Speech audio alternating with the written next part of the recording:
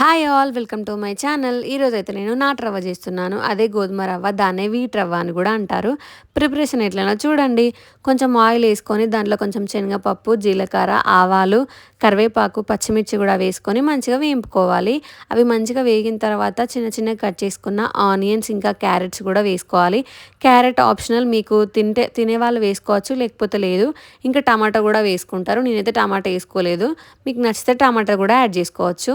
వీటిపైన కొంచెం ఉప్పు వేసుకొని అయితే కొంచెం మంచిగా మగ్గేంతసేపు అయితే ఉంచండి. తర్వాత అయితే కొంచెం కొత్తిమీర వేసుకుంటున్నాను. కొత్తిమీర వేసుకున్నా కూడా మంచిగా కలుపుకున్న తర్వాత అయితే మనం రవ్వ ఎంత తీసుకుంటామో దానికి తగ్గట్టు వాటర్ కూడా యాడ్ చేసుకోవాలి. వాటర్ వేసుకున్న తర్వాత ఎసరు వచ్చేంతసేపు ఉంచుకున్న తర్వాత రవ్వ కూడా యాడ్ చేసుకోవాలి.